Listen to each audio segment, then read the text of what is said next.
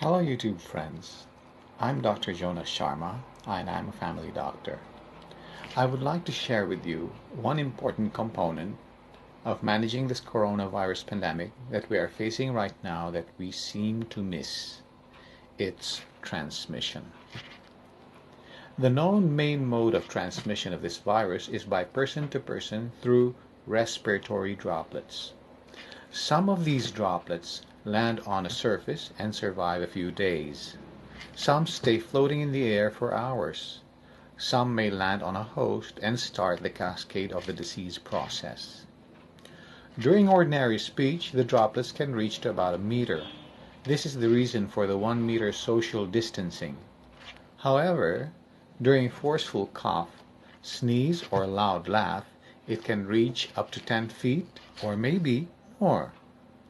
Therefore, we must also focus on stopping the escape of these droplets from those that have it in order to stop its spread.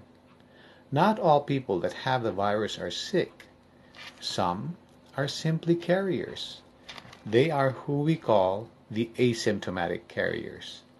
Some get sick later after the incubation period. What is the incubation period?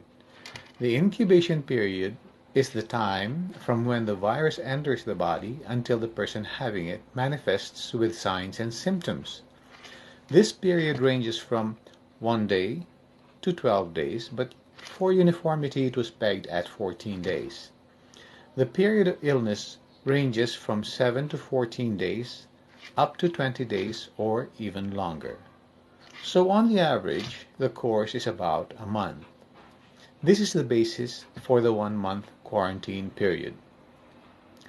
Since we really do not know who may be carrying the virus, unless they test positive, of course, which could take some time to know, it is very difficult to control its spread unless we do the following measure. Now here it is. Face mask. We all must wear face masks until the quarantine period is over. This is not to protect oneself from getting the virus, but rather from its escape from the person that has it. Commercial masks are now very hard to find, but you can wear any mask. Mask made from clothes, towels, or hankies, or anything that can hold the droplets from getting out. Now, where do you think Prince Charles or the others got the virus from? I am 99% sure it's from someone who had the virus but did not wear a mask and let out his droplets and his virus. The virus can only survive in a host person. After it takes its course within, it's over, unless it gets into another host person. This cycle will never end until all persons on earth will have been infected. Some will survive, some will die, but we don't know who will survive and who will die. But how would you know who has the virus? This is next to impossible. We must assume that everyone is infected. If everyone in the whole world wore a mask for 6 weeks, the following would be the effect. 1. The volume or the number of cases will drop significantly, and therefore the healthcare system will no longer be overwhelmed and can manage cases with much ease than before. This is what we call flattening the curve.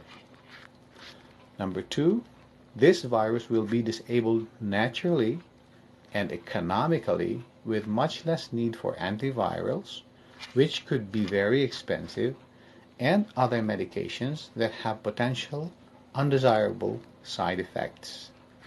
Prevention is still much better and cheaper than finding a cure.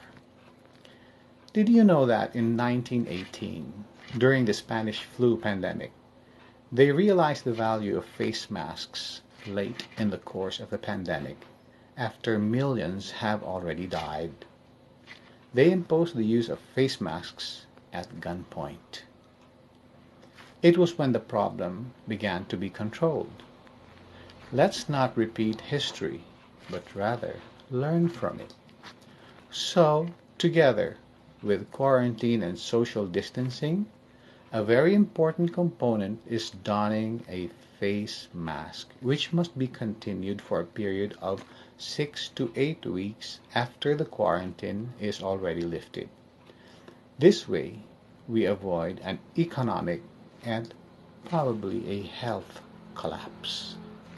Until today, I still see on TV persons, politicians in session, the public in other places not wearing masks. And it is also where cases are highest in number.